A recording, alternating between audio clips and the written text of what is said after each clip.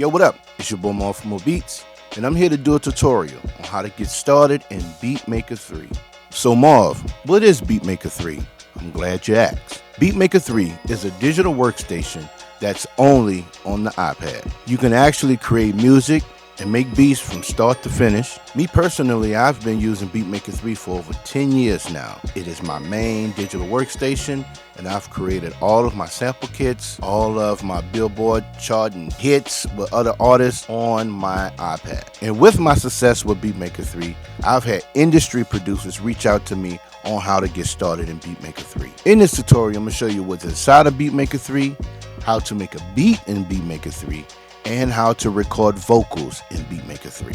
I'm going to also show you how to add plugins, and I'm going to show you how to export a track and the multi-stems in BeatMaker 3. So before we get started, I need you to do me a favor. I need you to like, share, and subscribe to my YouTube page. Alright, let's get into it. Alright, so now I have BeatMaker 3 open. So here's Bank A. By default, it always open up your first Bank A, right? So you have your 16 pads here. Then you got your editing area where you can either browse a sample, you can drag in your sample, or you can load a AU3. All right. The next one is the editing page. So this is where when you create the drum track or if you're recording vocals, all of the editing of it is here, right?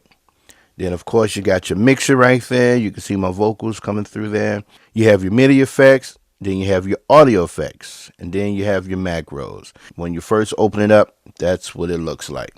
All right, so how do you get sounds into BeatMaker 3? So there's various ways to do that. So I'm going to go to my sample page, where I can my sample and editing page. And then you can either click on, you can tap on the screen. Or what I'm going to start off by tapping on the screen, and then you can pull in various samples. So these are all of my actual samples that I have in BeatMaker 3. Initially, the way you would get sounds in, down at the far right, you have a file folder. If you click on it down at the bottom, it'll open up the file system on your iPad, whether if you got sounds that are on the iPad, or like what I do, I have all my sounds on hard drive. Even though I have a 1 terabyte iPad, I don't want to bog it down, with all of my sounds. So I still run my SD terabyte hard drive where all my sounds are. So what I'll do, I'll click on iPad, and then I will go to all of my sounds. These are my sounds here. And then I can pull up something. Shout out to my man Cashmere. I can pull up something. I'm gonna just tap on this and hit open. All right. So what it did, it brought it into my imports folder on my iPad. So I'm gonna hit OK. Then I'm gonna go to the folder file and I'm gonna hit imports. And then I'm gonna go to that sample that I just uploaded. All right. So now I'm gonna look for the sample that I just uploaded, Blue Marvin.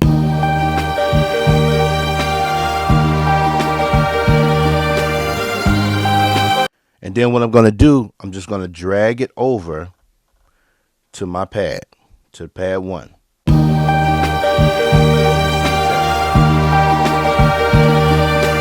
I'm going to go to the editing screen. And one thing I do like about, and I'm just putting in a plug for my man Cash, one thing I do like about the sample that I'm using with my guy Cashmere, he put the BPMs in there. So I don't have to detect for the BPMs. But there are cases where you have samples where you have to detect, for the BPMs. So since they're already there, I'm going to just change the BPMs here. I have the BPMs of the sample. I changed my tempo for the actual track at the same tempo, right? Now I can go in and change that tempo. Of course. What I would need to do, I'd click on edit, and then I'm going to go to BPMs here on this actual sample, and I'm going to scroll it down to 85, and I'm going to hit the live stretch button, and I'm going to hit high performance. So now what happens,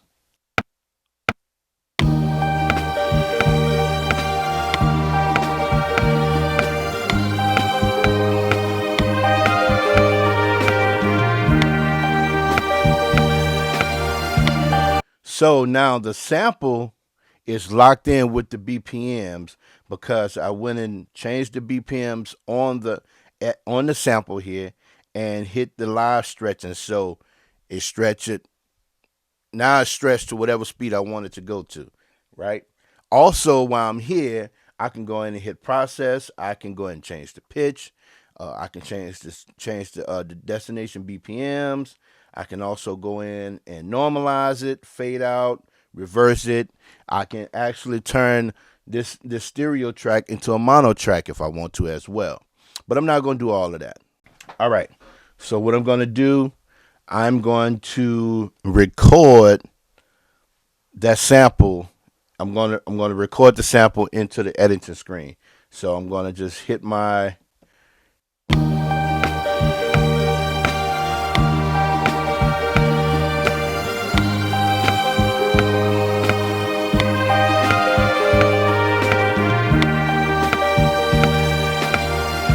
All right. So it's a little off, as you can hear, right? It's a little off far as in the timing. So what I would do, I will go in and manually put in my chops, because what I want to do with each session of the sample, I want to make sure that the timing is in sync. So it originally it's set at 85, but as you hear it at the tail end that it was going off. So what I'm able to do, I'm able to adjust that whatever part of that is lagging just flow all the way through the sample. I'm hoping I'm making sense to you guys, all right? And I'm assuming most of everybody that's watching this video have some type of production background anyway. You're just trying to learn how to use it on BeatMaker 3, right? So let me do this for the sake of the BPMs was kind of dragging. All right, so I'm gonna add a slice right there. And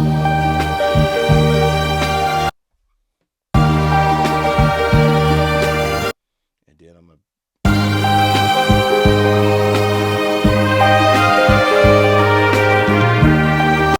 All right.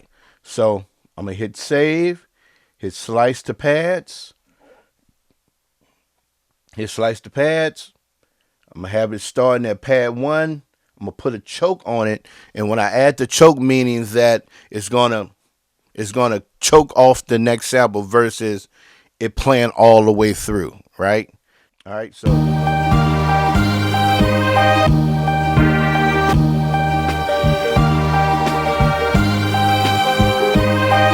that's what the choke option does. It's just choking it from one sample to the other one. So what I'm gonna do, I'm gonna go ahead and quantize this so it can be on the actual bar.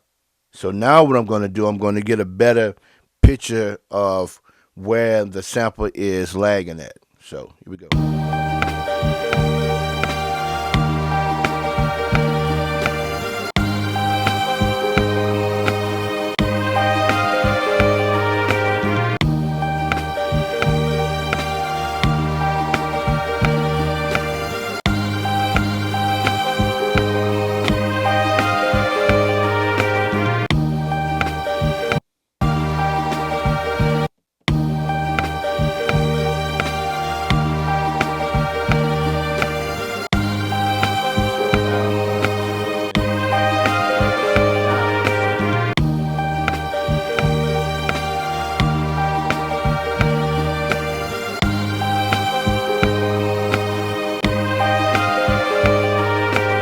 So now now the sample is playing in perfect timing, right?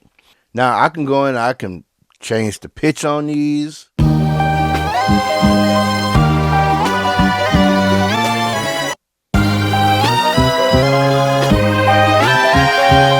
And even with me changing the pitch on it, it's still keeping the time because the samples are live stretched.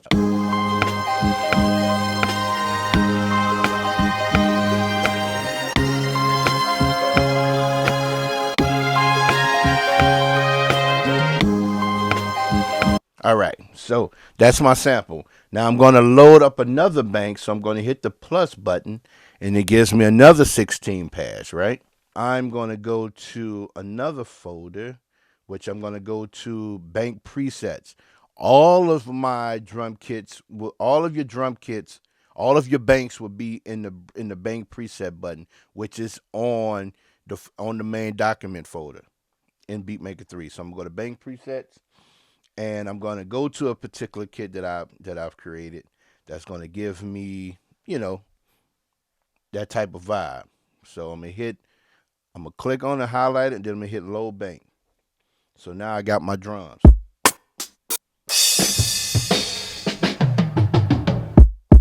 Now that's my drums.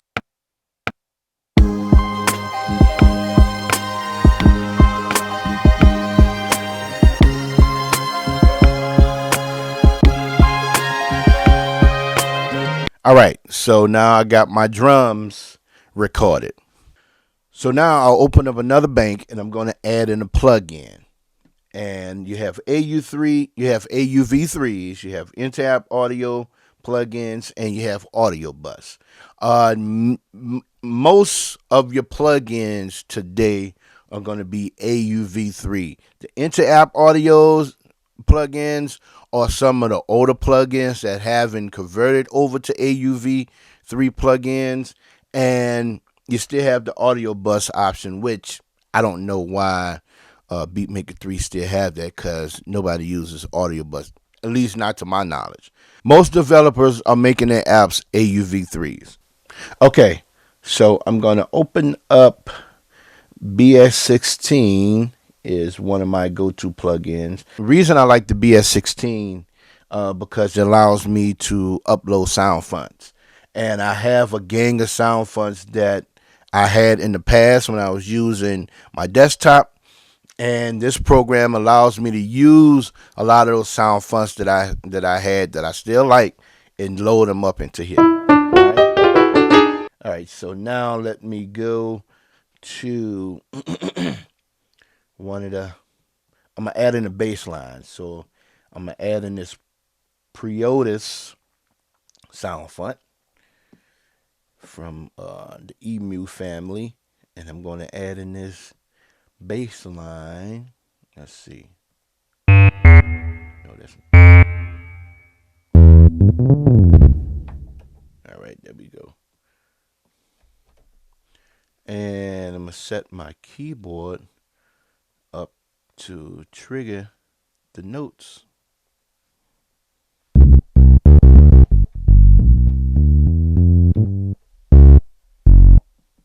All right, so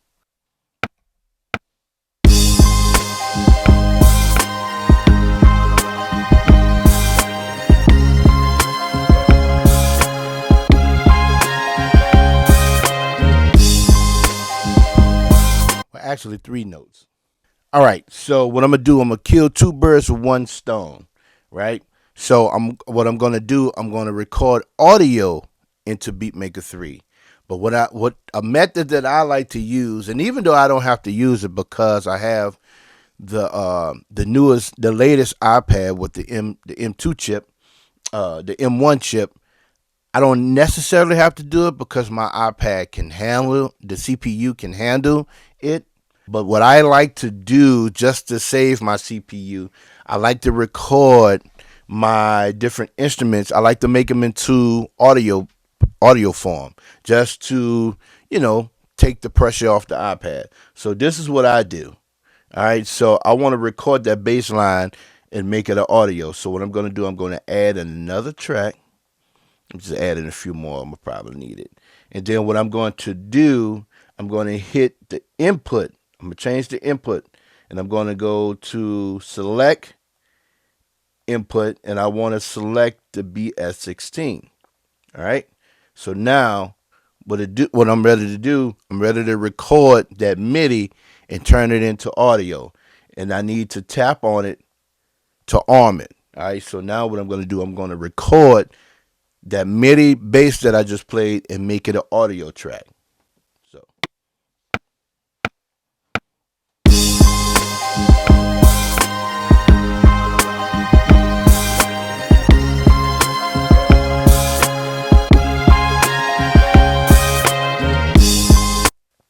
So now you're going to see this bass line. Now I just recorded the audio of that bass line. So let me solo it so you can hear it.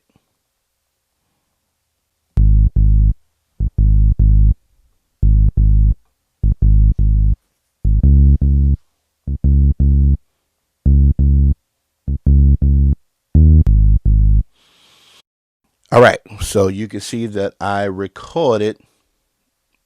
turned that MIDI instrument into audio. All right, so and listen, so and if I was to add more instruments to that, which I'm gonna add one more instrument to it, just to make it full in a sense. The sample is pretty full itself, but for the sake of this video, I'm gonna add another instrument. But that's a method that I like to use. I like to, like I say, I like to just keep the pressure off of the CPU of the iPad. That's how you turn a MIDI track into audio. All right, so I'm going to add another instrument in here, and what I'm going to do, I'm going to stay in the BS16, and I'm going to just add in, some keys. Let me go to my keys. Go to my grand piano.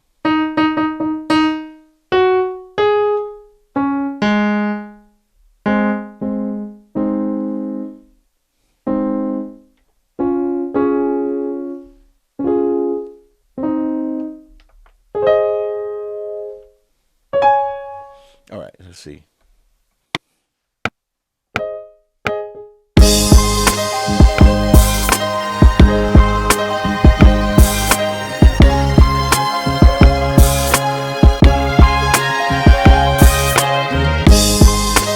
Just something simple, man. I know that sounds very elementary, but just for the sake of the video, I just wanted to show y'all me adding in another instrument. So what I'm going to do that process again. I'm going to record that MIDI and turn it into audio.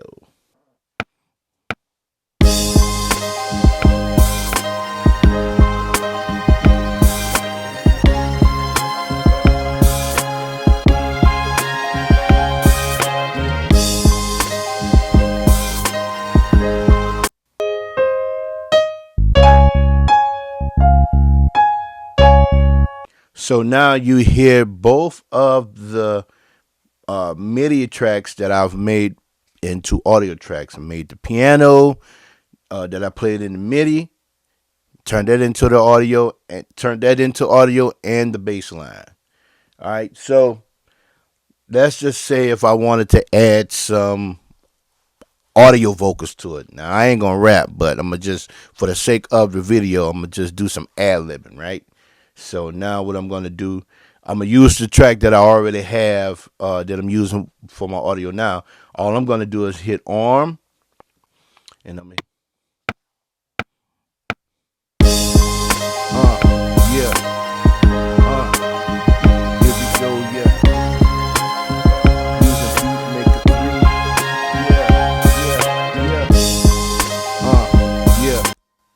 Yeah. Here we go, yeah. Using BeatMaker 3. Yeah. So now I just recorded some vocals into BeatMaker 3. All right. So now in my process, let's just say, for instance, this beat is done, right? Now, if I want to start adding an EQ in and all this stuff, right? So if I want to just go ahead and add in some EQ to the sample. So this is my sample, right? I want to go in and add in just to boost it, right? Yeah.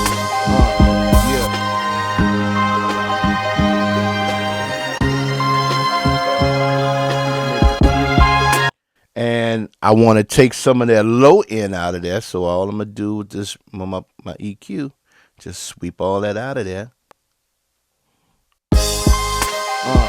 Yeah. Here we go, yeah.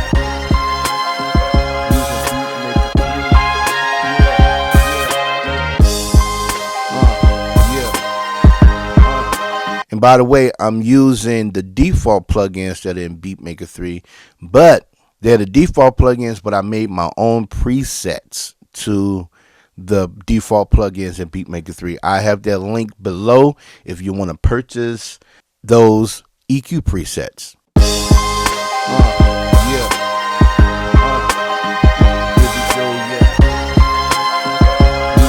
Alright, so now just say that I've mixed it, got it sounding good, sequenced it. Now it's time for me to export this beat. So then what I'll do, I'm going to hit export, and then I have two options. I can either just export the wave, the 2-track wave, and you have all that, set my bar loop, which is only 4 bars of it, started from the beginning, hit the loop, and then I hit start export. Or now if I wanted to export the stems, all I'm going to do is make sure that the loop is all the way, that I've recorded the whole loop. I can change the bit rate. These days, what I've been doing, I've been saving them in 24-bit. And then what I'll do here, I'll go to select the tracks that I want to export. So I'm going to hit all, and I don't need these because there's nothing on there, and I don't need the main out. And then what I'll do, I hit start export. And what it'll do, it'll export all of the stems out for the session. And then you can also set where you want the samples to go to. So once I hit save, it'll give me the option if I want to save it to my documents on the iPad or to my hard drive. I have that option to where I want those stems or that 2-track to go to. And then, man, basically that's it. That is it. And like I say, man, I've been using BeatMaker 3 for over 10 years now. And it is my go-to program. I know when I first started using BeatMaker 3, people didn't really see it as a serious tool. If I'm gonna be honest, I wasn't skeptic of it, but I had a little shame. I had some shame of telling people what I was using. It's almost like when Fruity Loops, which is now FL Studio, came out. It was almost like that when FL Studio first came on the scene. People looked at it as a joke, but it took legendary producer Night Wonder to win a Grammy using Fruity Loops, and then it became FL Studios, which he didn't change the name, but producers start to look at FL Studios as a serious production tool. And that's the same way with BeatMaker 3. People, when I first started out using BeatMaker 3, people laughed, people, didn't take it serious. People had a lot of opinions about it.